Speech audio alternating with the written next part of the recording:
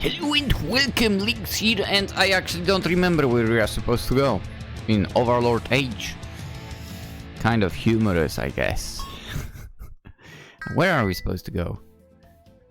Capital of the Dwarf Kingdom. Undergrounds, no possible. Marked on the map. Feoberkana. Feoberkana! That's where we're supposed to go. Feorazov. No, nothing is happening here. What about Feojira? Nothing as well. Got it. Feoberkana, then let's go. Hello. Speak with the matriarch rider. As soon as I step into the entrance of Feoberkana, I begin getting attacked by the riders. I don't want to waste time, so I kill them. Their corpses create a path which leads me to the old capital city of the dwarfs. In what I assume to be the square of the city, I see what seems to be their leader, with many stronger looking riders standing behind and around her. The glare tells me that they are ready to attack at any time. Ha! An undead! Here! What is an undead doing all the way here?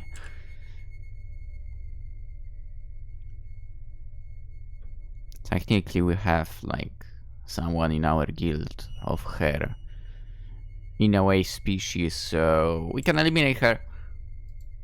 She poses the question to all the other riders. They should know better than slacking off. I should punish them truthfully once I'm done here. I'm very sure you will find it complicated to punish corpses. You can speak! For the first time she focuses her whole attention on me. Indeed! Now to avoid wasting time, gather all the riders here. She looks surprised for a moment, then bursts laughing. Oh, ho, ho, ho, ho. That is very funny. A skeleton giving me orders. I'll have you know that even if you were able to slay the riders guarding the entrance, I'm much stronger than them. I can use 4-fear magic. Child's play. Now that you amused me, get out of my sight! Wall of fire! Fire erupts from the ground and hits me, however I take no damage from it. Okay, so you seem to be unable to understand our difference in power. My bad! I was treating Luke like an intelligent creature. I will not keep making this same mistake. What the? Disper aura! Right away, the leader and all the riders around here, or should I say her, fall to the ground. You did not say to what level. Yeah.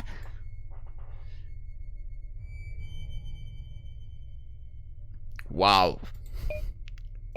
Wow. Wow. No. Second option out of the question. That's not what we are doing here. We'll make her submit. Submit to me, your new ruler! I'm the matriarch of the riders, I will never... Something crunched. I wonder what it was. Maybe I opened a package of chips or something? I usually break one of her legs. Oh. Whoops. She drones in agony. Her previous glare, which persisted even after my spell, is finally gone. If you keep resisting, I'll break all of your legs and then kill all your riders one by one like this. I face the random rider. Grasp heart! In a moment, she drops dead before everyone's eyes. You truly defeated all of them by yourself. How's that possible? How can you hold this much power? The weak and foolish succumb. It is how it has always been. Kind of true. Wait. However, the weak can also choose to survive by submitting. Submit to me, I shall go, and you shall survive under my kingdom, or join the others in death. She has a look of anger in her face. Her gaze is full of killing intent, yet she does not move. Then her gaze disappears. She closes her eyes. Her gulping can be heard from all the way over here. Probably because the square is completely silent. She was probably swallowing her pride because soon after she bows down to me. I submit. All the other riders look at her in disbelief, however some look relieved. Clearly the ones in disbelief are not only weak, but foolish. Ideally, I would like to exterminate them, but it is too late for that, yeah. I will let nature take care of it. After all, foolish creatures are bound to die, even if not by my own hands. I mean, fair enough. I'll send you to my kingdom now. You better behave and obey every single order. A false move and you will be all exterminated. Otherwise, we'll still keep a few samples. I not want to exterminate a whole race. Well, sometimes that might be a good idea. Aureole. I use my message skill. Yes, Aisama. Can you prepare to receive a new batch of driders? My orders are the same as before. Right away, Aisama. I create a gate to Nazarick and Aurora that redirects it to a location ready to receive them. One by one they reluctantly enter the gate until I'm left alone in yet another empty dwarven city. Now, this city should have treasury. No dwarf has been here in a very long time, so I'm sure they will not miss a few items. Just as I had promised, I'd taken care of the Riders' menace. There is a pretty big chance that some may still inhabit this kingdom, or that new ones will transform from the Dark Elves, but most of their numbers lived in the old capital city of the dwarves. For the time being, I was done with this place. Most of the treasure was disappointing, but I managed to get my hands on a few interesting items and documents. I barely glanced at those documents. They were too many, and this was not the right place to be reading, so I just stored them away for the time being. Someday, I'll discover those documents held information that will change my life, and that of the great Tomb of Nazarick, forever!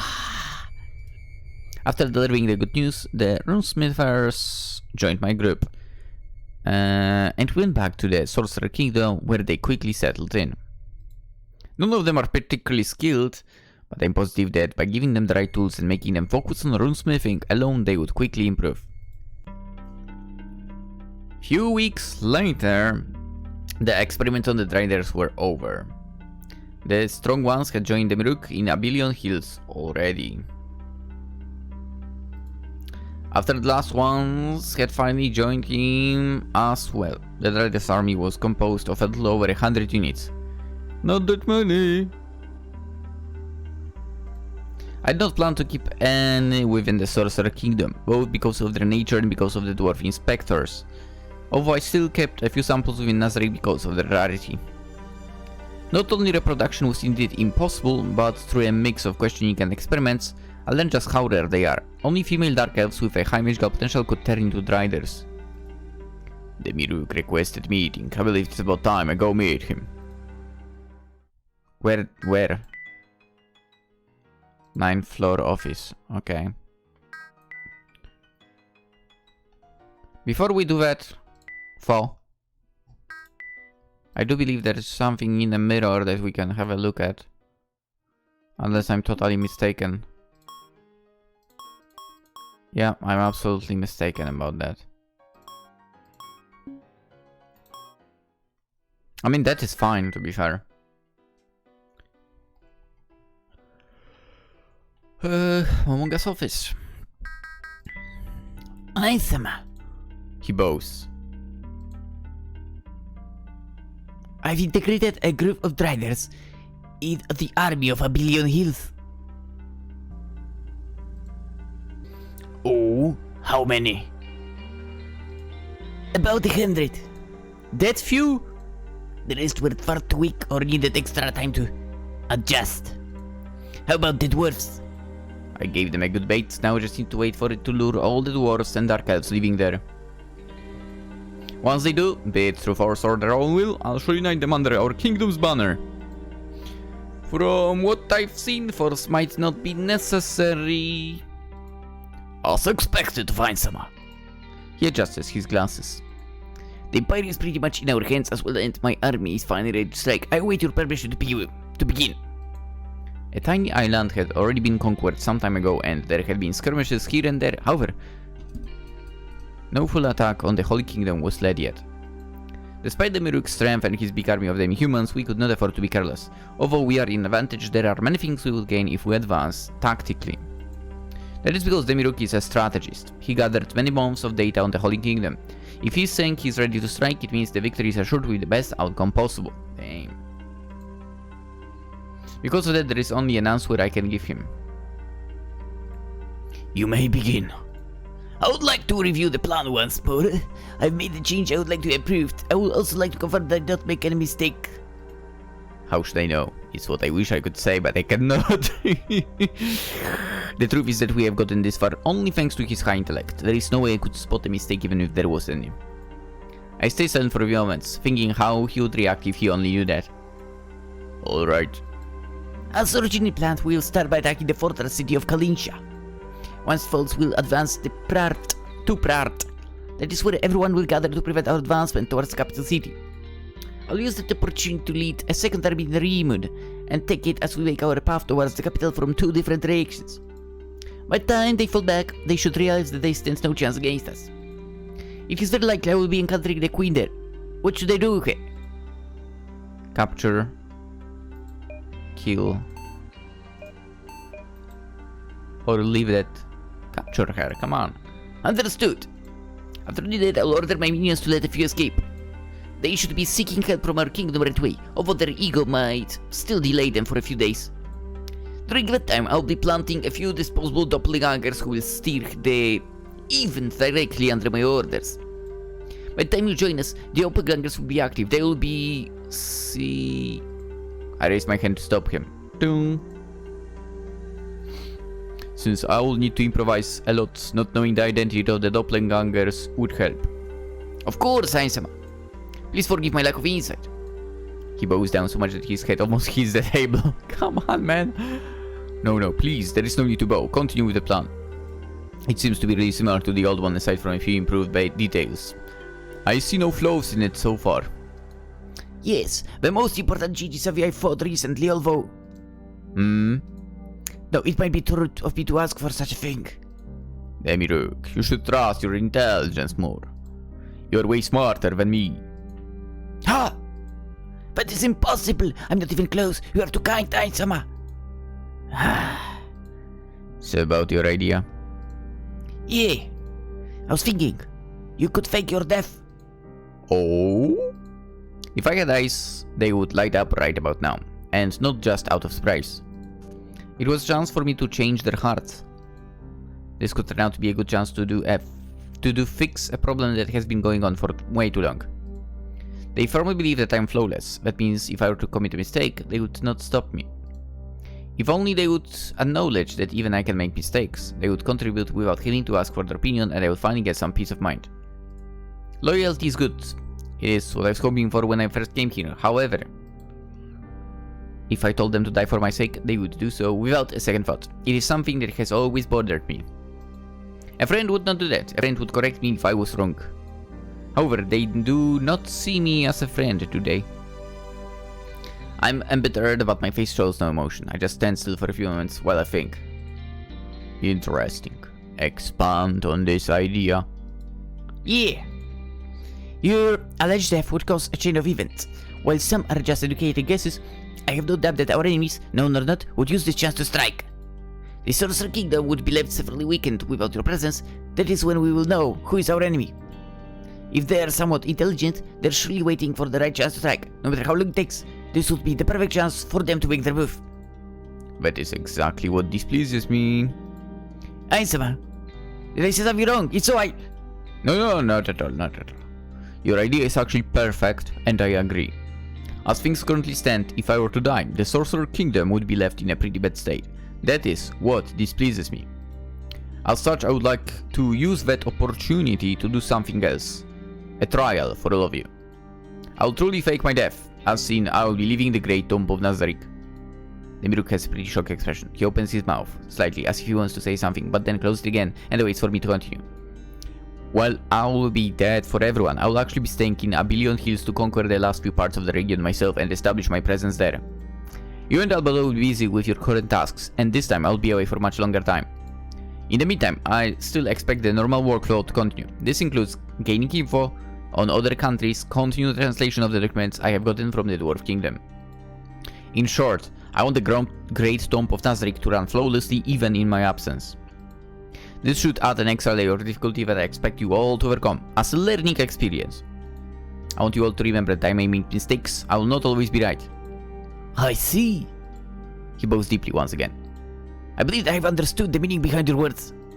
I will make treasure of this learning experience you are offering us, Ainsama. I mentally sigh, knowing that most likely he just misunderstood my words once again. Huh. No, I've thought about it, and meeting with any of your subordinates might be risky. There is no telling how good they are at gathering info when it comes to spying, so I would like to do all the preparations now.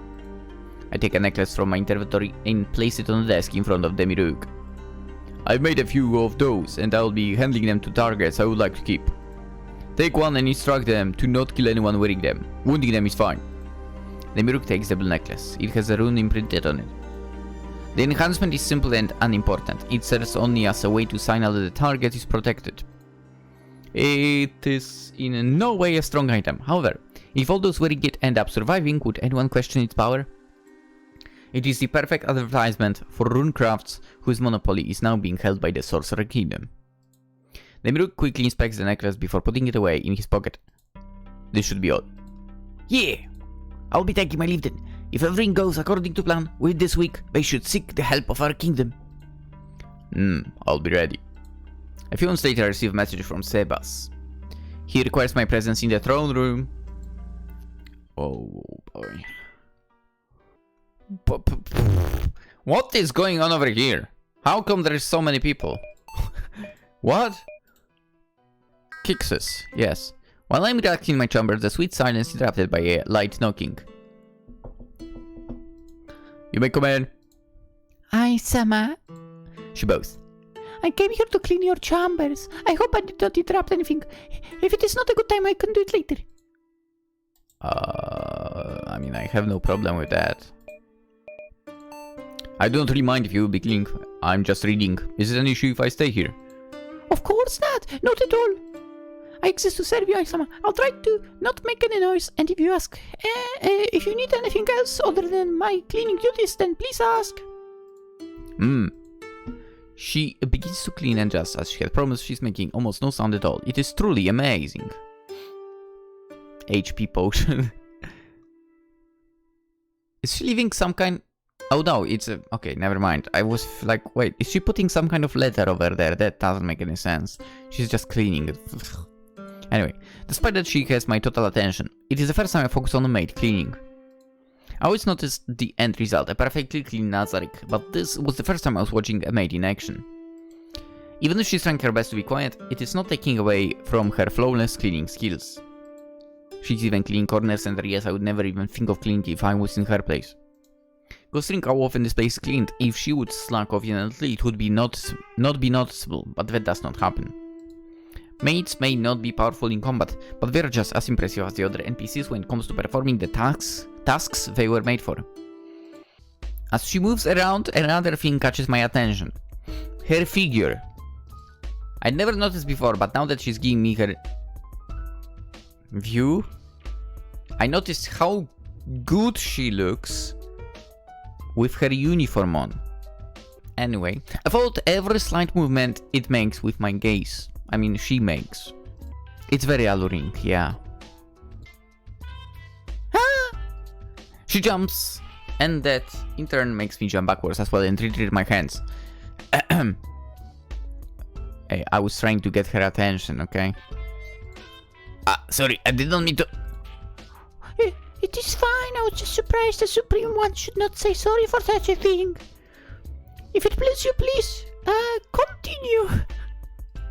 Eh? Really? I can. Of course. I've said before I exist to serve you. It is only natural you can touch me to your heart's content. I was just trying to get her attention, by the way. To say truth, as a woman, I appreciate the gesture. To be fair, Cixous is super cute. The happiness you feel in this moment is unfathomable. I would have never imagined my body could be liked by a Supreme One, especially with so many other women who are much more beautiful than me. Honestly, in my books, you win with some of them. Do not underestimate yourself. You are a member of Nazarick as well, and just as beautiful. I try to compliment her, but even in my original form I feel slightly awkward in doing that. Luckily, she seems to really appreciate my effort and words, at least enough to smile tenderly. She turns around and my eyes fall back to her. Aisama, my body is also yours. Feel free to enjoy me in any way you desire. She has made herself and her feelings pretty clear. So I decide to be decisive and step towards her. Just found before being close enough, I use my ring of shooting star to turn into my human form. And we kiss a little bit. The kissing session has come to an end. Interesting. Now I'm curious if there is anything happening around the world. And you bet I'll be checking it now. Cause oh yeah, Demiruk, you got some new people on the farm, right?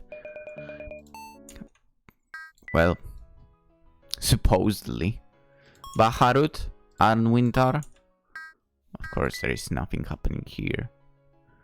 Dwarf Kingdom, I imagine there will be nothing here. Nothing. Hilma, what? I'm back from the Dwarf Kingdom.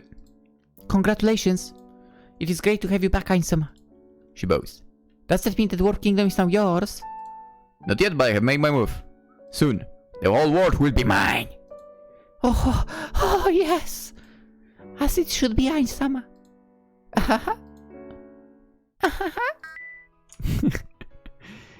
Sorcerer Kingdom. Tob. Nothing here. Carne Village. Erantel. Oh, we are so going to Erantel in a second. Katsa Plains. Nothing. Great Lake. Nothing. Nothing in the Labyrinth. Nothing in the Adventurers Guild. Nothing in the inn, which is not surprising. Orphanage, nothing. Sewers, never anything happened there. Here, nothing. Cemetery, nothing. Right, I'm totally hanging out with Narberal. Ainsama. I encountered Narberal with a Nabe person while walking in Erantel. Nabe? I look around. Where is Momon? We split our task. This time around, there is not much left to do until she's done with her mission. She? What do you... What? Did you come to check on our progress? No, not really. I was just taking a walk. She looks at me slightly in disbelief, as if she's trying to understand my words. The fact that the simple truth of me taking a walk is so unbelievable makes me slightly uneasy. I'm not always planning something. Should we go to a more secluded place? This is a good idea, Nabe. She was probably thinking I had important information to relay which required some privacy. However, I had something else in mind. You know, husband, wife. Yeah, we went on a date. What a great date it was. Alright, is there anything happening around? I'll quickly check. No, there is nothing else really. Of course, there is Sebas in the throne room, but I guess now it's time to spend some time over here. Let's go Albedo. Oh. We are trying out swimsuits? Yeah, I prefer the Shaltir one. It's more modest. I don't like the ones that are like barely covering anything. It's like, nah. Oh man, if you're showing too much, it's not good. Oh. Shaltir, how come you're wearing those unsightly pads? Are you perhaps worried that Ainsama will draw an obvious conclusion once he compares us to? What are you talking about? As if having those two fat things hanging off your chest matters. I have a lot more to offer to Ainsama in order to please him. Come on, do not fight. I enjoy both your bodies. As they ever say me be, I find both you really beautiful. That's why both you are here today. What? Ainsama called me beautiful. Aisama is right, Shaltir. We can discuss this matter at length later. As for now, all our focus should go to Aisama and Aisama alone. I never thought I would be saying this, but I agree with you. And so we had a swimsuit. And not competition. Show? Something. How do you call it? Swimsuit modeling show, yes. All the swimsuits that they were trying were wonderful. In a way. Some too revealing. Some actually covered proper portions of body. And so on and so on. Alright, Sebas. What's up? Aisama. He elegantly bows. There has been an issue in Arantel. The criminal has been quickly apprehended and she is currently in the frozen prison. Oh. Why jail her there? She's the one of the protected people. The woman called Roesia? Roesia? Is it truly her? Did she attack? Not quite. She entered the country illegally. Okay, fair enough. She belongs to the jail. Yes, I agree. Someone show this to like France, Germany, Italy, Spain. That's what you're supposed to do with people who enter you illegally, goddammit!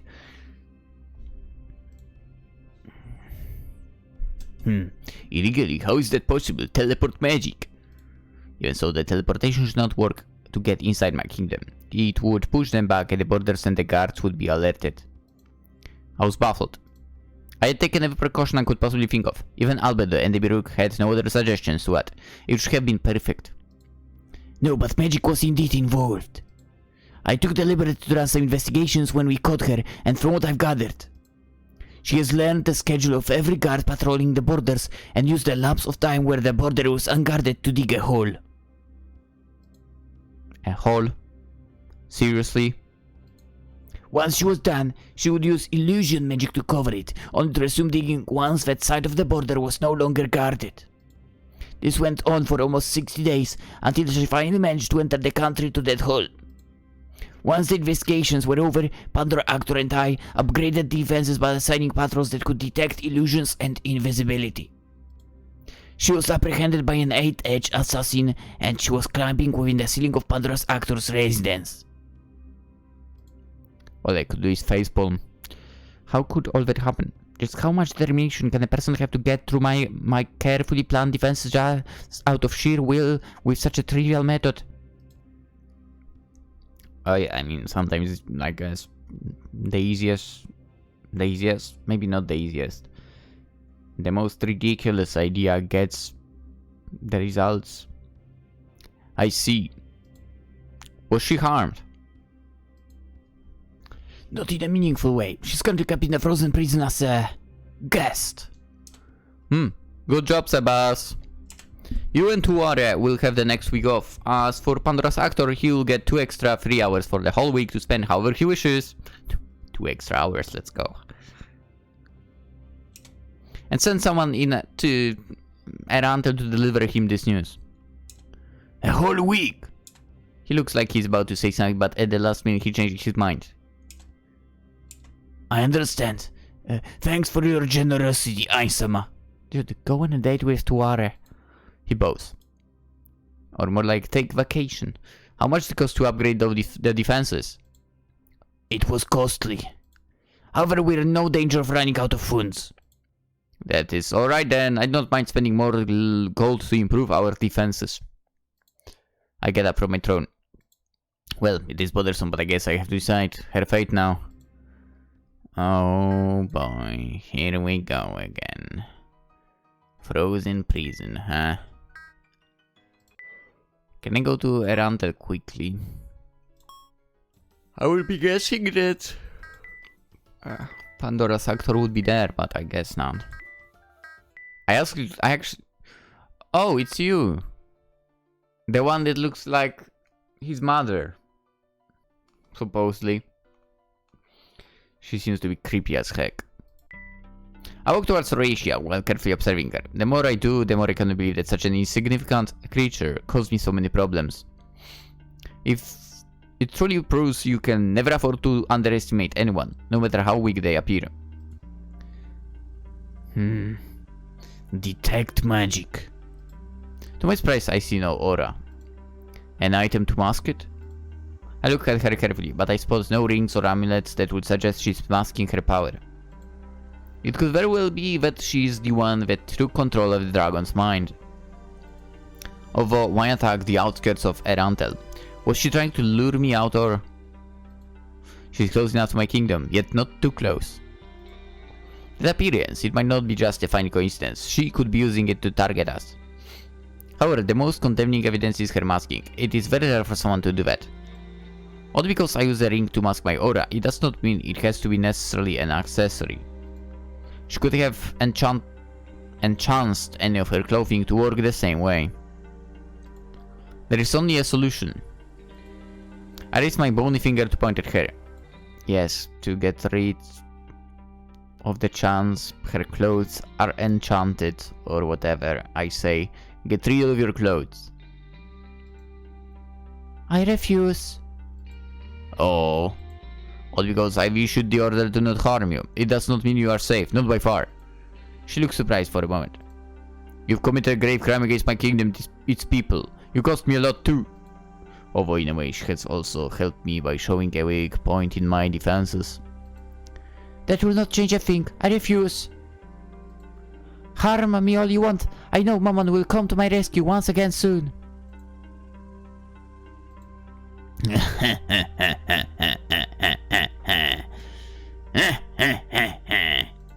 I call Migora affects you. You've committed a grave mistake. Do not feel too bad. It is not the first time this happens. Funny coincidence. The first time it was an intruder as well. Momon will not come to rescue you this time. Because I am Momon. Do not take me for a fool. I use my spell to summon my old equipment back. For a split second I feel something akin to nostalgia. It lasts so little that I pay no heed to that. This my persona. The one in Neranta is actually a member of Nazarick. He took my place while I moved to other matters that required my personal attention. Now, show and let me enjoy your expression of despair as the relative of your grave mistake slowly sinks. While you are speaking, she's undressing herself? What are you doing? I got rid of my clothes, I'm ready. Huh? Huh? Dude, I have no idea what is going in that woman's head right now. I feel like I want to stop her as she's doing something wrong, but in reality she's just suddenly obeying my orders. That is kind of confusing, but it could be a trap. Once she's fully out of the clothes that might be enchanted, I use my spell once again on them. Detect magic. Once again I see no aura. Absolutely nothing. She does not appear to be a magical user. Is this a trick? A potion perhaps? An item beside of her? You I speak my mother's name, which is also the command to activate one of my ring's ability, X-ray vision. Once again I saw absolutely nothing. I feel outsmarted than I had. And had I been human I would feel quite frustrated. As undead I keep my calm and keep thinking. If it is a potion, there is a duration limit. I will just keep her here until a reasonable amount of time has passed. What else could it be? Wait. Who aided you to get inside my kingdom? Huh? No one. Do not lie. I dispel my armor and turn back to my usual outfit, then use my aura of despair to inspire fear. She kneels down. I'm saying the truth. It cannot be. You are not a magic caster, so how could you use illusion magic? Scrolls! I have bought thousands of scrolls for any eventuality. You can ask that woman, the one who searched me and took them away. I turn towards Neuroni, standing a few meters away, and she nods to confirm her words. You do not look like a noble, not at all. I remember quite clearly the first time I met you. How could you afford to buy so many scrolls? I sold my farm. That was more than enough to buy them. Why would you do that? You sold your farm just to invade my kingdom. Yes! For what purpose? To see Mammon, to see and be with you, of course. Hehe. I felt like she was taking fun of me. There is no way that someone would go on such lengths for someone that they barely saw once. Also, that's crazy, absolutely nuts. Run away from a person like that. And what were you hoping to obtain afterwards? She averts her gaze for a few moments. Well, I would have found myself a new accommodation for starters. I'd not sell my farm on a whim. I've planned everything up. Even if I had failed on my goal to see you again, I had to sell my farm anyways. The workers were called to arms during the war and died, and I had to fire the ones left because I could not pay them anymore. The current season's not ideal either, barely anything grows. Simply put, not only the farm was no longer making any money, but I was losing them. I was tempted to wait and hope things would get better only because it was a generational farm, but every day it became more and more obvious that wouldn't happen. So I sold it. That is the extent of what I could plan. The rest are just hopes and dreams of mine. That does not fully answer my question.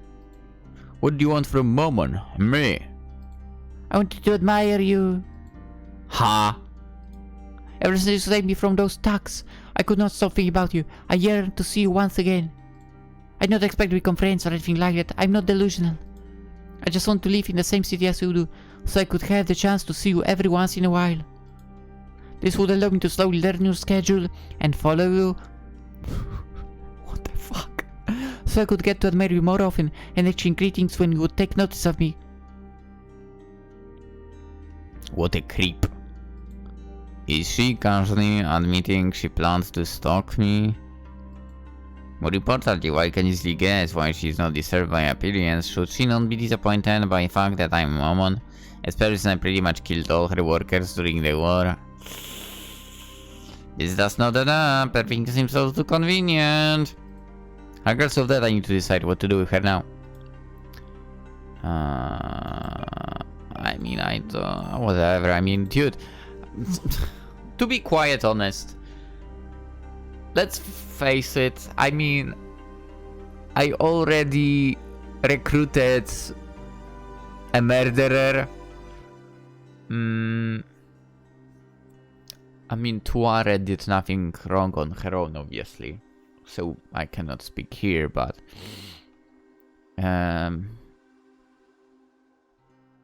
by murderer I meant Clementine, obviously. There are some others as well who I said, yeah, sure, come on in. Also, let's face it, we are filled with crazy people, the Nazaric, so might as well hire her. Freak it. I'll be keeping you here for the day. You may have noticed that the temperature in your cell is quite comfortable, but that will change should you start to misbehave. I will not. What will happen to me tomorrow? I'll be hiring you as a mate. I cannot think of a role more suitable for you. That may change in future. A mate would have many chances to do harm internally. She will be kept under constant observation until she will reveal her true plans. Should she truly be innocent, I might use her farming skills in the green hole. Yeah? However, you'll never be able to leave this place ever again. That is everything I could have hoped for.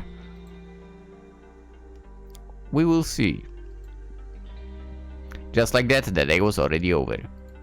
I retired to my chambers until dawn of the next day when I received another message from Sebas requesting my presence in the throne room. But that will be left for the next episode. Hope for now you enjoyed.